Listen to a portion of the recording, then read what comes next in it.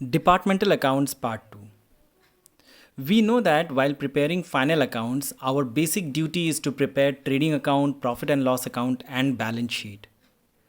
And this is the same scenario that we have to follow in case of departmental accounts. Departmental accounts में भी same ही चीज़ होता है जो हम लोग फाइनल अकाउंट्स में करते हैं.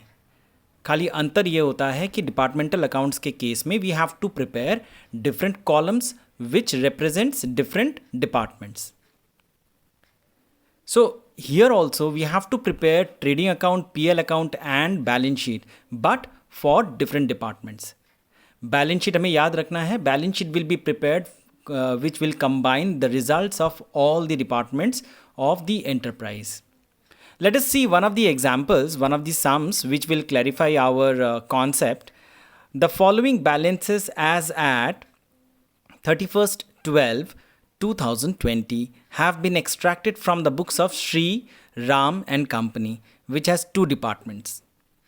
Opening stock as on 1/1/2020 for Department A 25,000, for Department B 20,000. Purchases 2,30,000 for Department A, 1,90,000 for B. Purchase returns 2,000 for A, 1,000 for B.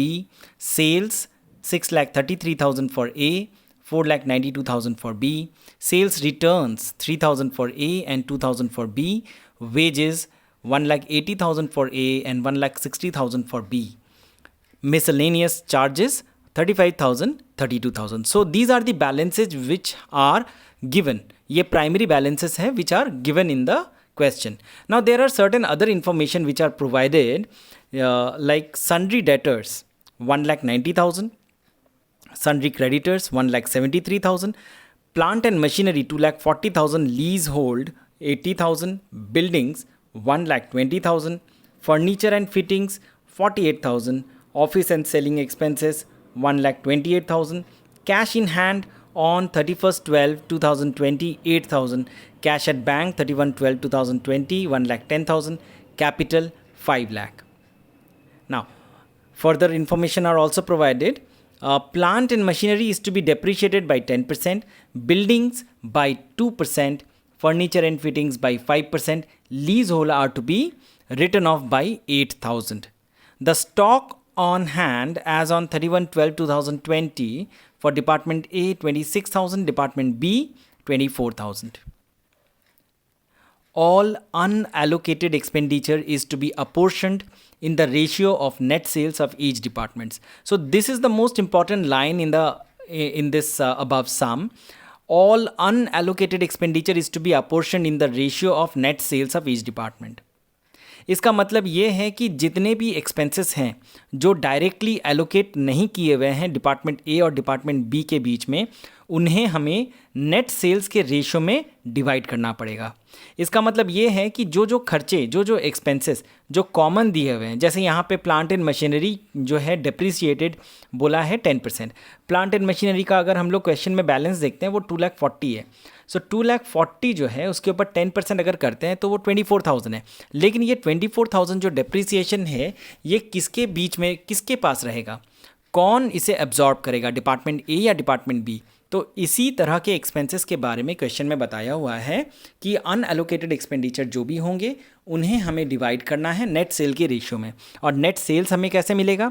6,33,000 हमारा टोटल सेल है, उससे हम लोग सेल्स रिटर्न जो 3,000 है उसे माइनस करेंगे तो 6,30,000 आ गया मेरा net sale for A, 4,92,000 for B, और उससे हम लोग रिटर्न्स को माइनस करेंगे 2,000 विच इज़ 4,90,000. नेट सेल्स आ गया हमारा बी का.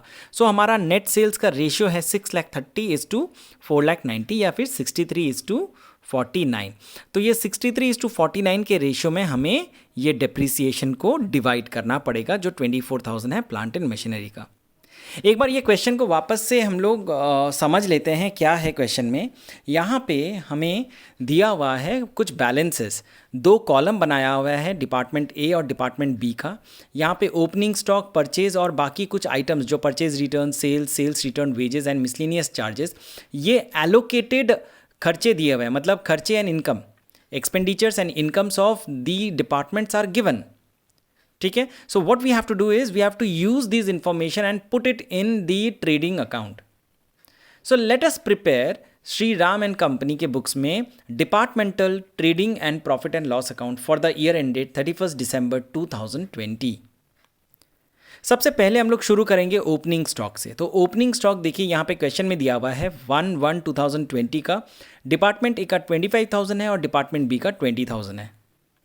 हमें कुछ नहीं करना है, बस उसी को कॉपी करके यहाँ पे आंसर में to opening stock department A के कॉलम में 25 एंड डिपार्टमेंट बी के कॉलम में 20,000 हमें लिखना है। तो डेबिट साइड में आएगा ट्रेडिंग अकाउंट के to opening stock 25,000 and 20,000। Next item है हमारा परचेजेस।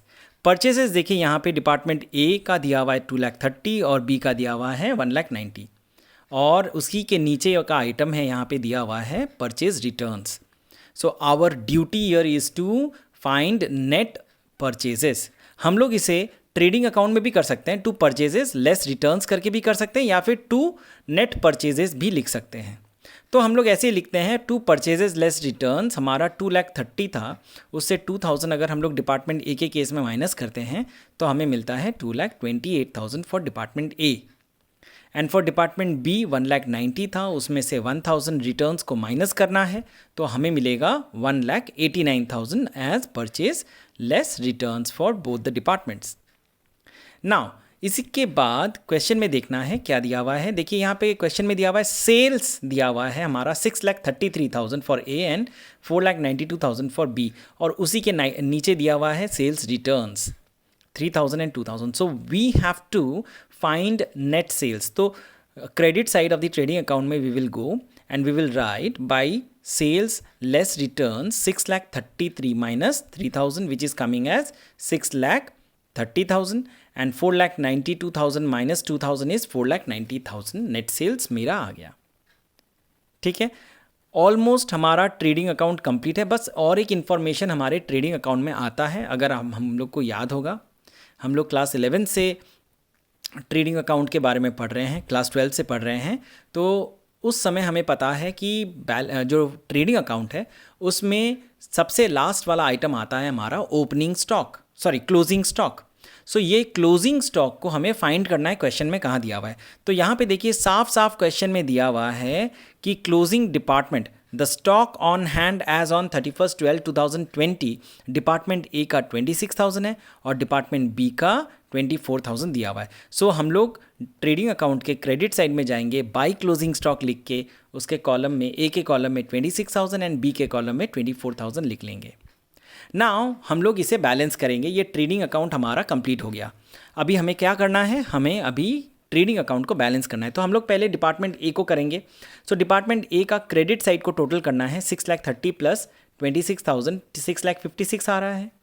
उसी तरह से हम लोग डिपार्टमेंट ए का डेबिट साइड को भी टोटल करेंगे, जो कि है आपका 25,000, उसको प्लस करना है 2,28,000 से, प्लस करना है 1,80,000 and then we are getting 4,33,000। So 4,33,000 जो आया उसे आप माइनस कर लिए 6,56,000 से। तो 6,56,000 minus 4,33,000. So we are getting 2,23,000 as our balancing figure which is coming on the debit side. So this is obviously our gross profit. ठीक है, अब हम लोग डिपार्टमेंट बी के कॉलम में आएंगे। डिपार्टमेंट बी के कॉलम में हम लोग क्रेडिट साइड को हम टोटल करेंगे। We are having here as 4,90,000 as net sales and closing stock 24,000. So we are getting 5,14,000 as total credit side of the department B column. Now अभी हमें debit side को देखना है। तो डेबिट साइड में हम लोग 20,000 प्लस करेंगे 1,89,000 प्लस 1,60,000, तो हमारा टोटल आ गया 3,69,000। अभी हमें 5,14,000 से 3,69,000 को माइनस करना है। सो हमें मिल जाएगा यहाँ पे हमारा gross profit of department B as 1,45,000। इसे कैरी डाउन करना है, ठीक है। सो कैरी डाउन करेंगे to gross profit, carry down 2,23,000 for A and 1,45,000 for B. अभी यहाँ पे हम लोग कैरी डाउन किए तो by gross profit brought down 2,23,000 and 1,45,000 आ गया। तो यहाँ तक हमारा ट्रेडिंग अकाउंट का पूरा चीज़ कंप्लीट हो गया। अब हम लोग प्रॉफिट एंड लॉस अकाउंट में आएंगे। सो प्रॉफिट एंड लॉस अकाउंट में सबसे पहले हम लोग लिखेंगे मिसलेनियस चार्जेस। क्यों मिसलेनियस चार्जेस लिखेंगे? क्योंकि ये एलोकेटेड एक्सपेंस दिया हुआ है हमारे क्वेश्चन में। So miscellaneous charges 35,000 for A and 32,000 for B is given, so we will just copy it in our solution. So two miscellaneous charges on the debit side of the profit and loss account of Shriram and Company, 35,000 in the A column and 32,000 in the B column. ठीक है. Now the next thing that we have here is यहाँ पे और कुछ खर्चे अगर हैं तो उसे देखना है। एक बार हम लोग अच्छा से देखते हैं क्वेश्चन में। देखिए यहाँ पे क्वेश्चन में हमारा दिया हुआ है सारे एसेट्स के बारे में बताया हुआ है ना। सन्ड्री डेटर्स के बारे में है, सन्ड्री क्रेडिटर्स के बारे में है, प्लांट एंड मशीनरी है, लीज होल्ड है, बिल्डिंग है, फर्नीचर है, ऑफिस एंड सेलिंग एक्सपेंसेस। देखिए ये जो एसेट्स के नाम है, ये एसेट्स के जो वैल्यू हैं हम लोग तो इसे यूज़ करेंगे इन आवर बैलेंस शीट, लेकिन इसका और एक यूज़ है टू फाइंड आउट डेप्रीसिएशन, क्योंकि क्वेश्चन में डेप्रीसिएशन का रेट प्रोवाइडेड है, तो हमें डेप्रीसिएशन को कैलकुलेट करके उसे यहाँ पे लिखना है। ठीक है, अभी हम लोग यहाँ पे देखते हैं, यहाँ पे आगे बढ़ते हैं। यहाँ पे क्वेश्चन में देखिए plant and machinery is to be depreciated by 10%, building 2%, furniture 5%, leasehold are to be written off by 8,000। तो ये सारा इन्फॉर्मेशन हमें यहाँ पे दिया हुआ है। तो सबसे पहले हम लोग यहाँ पे लिखेंगे टू डेप्रीसिएशन। सबसे पहला हमारा आइटम आता है on plant and machinery. So plant and machinery का हम लोग वैल्यू देखेंगे, यहाँ पे 2,40,000 दिया हुआ है और क्वेश्चन में बोला है प्लांट एंड मशीनरी पे डिप्रिसिएशन का रेट हमें बैठाना है 10% के हिसाब से। सो 2,40,000 के ऊपर अगर आप 10% अप्लाई करते हैं तो आपको मिलेगा 24,000। लेकिन हमें याद रखना है ये 24,000 जो डिप्रिसिएशन है ये श्रीराम एंड कंपनी का है, मतलब ये पूरे कंपनी का है। लेकिन हमारे पास तो दो डिपार्टमेंट है, डिपार्टमेंट ए है और डिपार्टमेंट बी है, तो हमें ये 24,000 जो है डिपार्टमेंट ए और डिपार्टमेंट बी के बीच में डिवाइड करना है। और यहाँ पे देखिए क्वेश्चन में दिया हुआ है कि ऑल अनएलोकेटेड एक्सपेंडिचर जो भी है उसे हमें अपोर्शन करना है सेल्स रेशियो पे, और सेल्स रेशियो हमारा आ गया, कितना है सेल्स रेशियो? 6,30:4,90 या फिर 63:49। तो हमें क्या करना है, 63 + 49 अगर हम लोग करते हैं तो हमें 112 मिलता है। ठीक है, सो हम इसको डिवाइड करेंगे। सो 24,000 हम लोग ए का फाइंड आउट कर रहे हैं, 24,000 डिवाइडेड बाय 112, उसे मल्टीप्लाई करना है आपको 63 से to find out depreciation for department A. So we are getting 134,99,999, मतलब 134,99 नहीं लिखेंगे, 13,500 राउंड ऑफ करके लिख देंगे डिपार्टमेंट ए के कॉलम में। उसके बाद हम लोग डिपार्टमेंट बी के कॉलम में जाएंगे। डिपार्टमेंट बी में यहाँ पे देखिए क्या करना है, ये जो 24,000 आया था टोटल डिप्रिसिएशन डिवाइड करना है 112 से, मल्टीप्लाई करना है उसे 49 से। So we are getting 10,500। ठीक है, तो ये प्लांट एंड मशीनरी का हमारा हो गया। अब आते हैं हम लोग फर्नीचर एंड फिटिंग्स में। फर्नीचर एंड फिटिंग्स का डिप्रिसिएशन का रेट यहाँ पे 5% दिया हुआ है। ठीक है, और फर्नीचर एंड फिटिंग्स का यहाँ पे एसेट का वैल्यू दिया हुआ है आपका 48,000। सो 48,000 पे अगर हम लोग 5% करते हैं तो हमें 2,400 मिलता है, और वापस ये 2,400 को हमें डिवाइड करना है डिपार्टमेंट ए और डिपार्टमेंट बी के बीच में इन सेल्स रेशियो। तो सेल्स रेशियो हमारा 63:49 है। सो वापस 2,400 जो आया हमारा, ये टोटल आपका depreciation for furniture and fittings है, डिवाइडेड बाई 112 मल्टीप्लाई 63, तो हमें आ जाएगा ये depreciation for furniture and fittings for department A 1350 1350 रुपया, and again 2,400 divided by 112 into 49, so we are getting 1,050 rupees as depreciation on furniture and fittings for department B. अब आते हैं हम लोग बिल्डिंग में। ठीक है, यहाँ पे देखिए बिल्डिंग का डिप्रिसिएशन का रेट दिया हुआ है आपका 10%। सो बिल्डिंग का यहाँ पे वैल्यू दिया हुआ है 1,20,000। सो 1,20,000 पे 10% हो गया मेरा 12,000 रुपीज़। ठीक है, सो ये 12,000 को हमें डिवाइड करना है वापस उसी रेशो में जिस रेशो में हम लोगों ने अभी तक यहाँ पे बिल्डिंग के ऊपर हमें 2% का डिप्रिसिएशन करना है। यहाँ पे बिल्डिंग के ऊपर 2% का डिप्रिसिएशन रेट है। सो बिल्डिंग मेरा 20,000 है, उस पर 2% मतलब हो गया मेरा 2,400. सो वापस ये 2,400 को हमें 63:49 के रेशियो में डिवाइड करना है. So 2,400 divided by 112 multiply 63 for department A. So ये 1,350 रुपये आया. We will write it in the A column. ठीक है. And again 2,400 divided by 112 into 49 हमें 1,050 रुपीज़ मिल गया depreciation on building for department B. तो ये हम लोग यहाँ पे लिख देंगे. नेक्स्ट हम लोग यहाँ पे देखेंगे, हमारा यहाँ दिया हुआ है लीज होल्ड पे जो डेप्रिसिएशन है वो रेट नहीं दिया हुआ है. यहाँ पे लिखा हुआ है leasehold are to be written off by 8,000. तो ये 8,000 जो है ये लीज होल्ड प्रीमाइसेस या फिर लीज होल्ड का आपका डेप्रिसिएशन दिया हुआ है. कैलकुलेट नहीं करना है हमें, बस ये 8,000 को हमें डिपार्टमेंट ए और बी के बीच में डिवाइड करना है.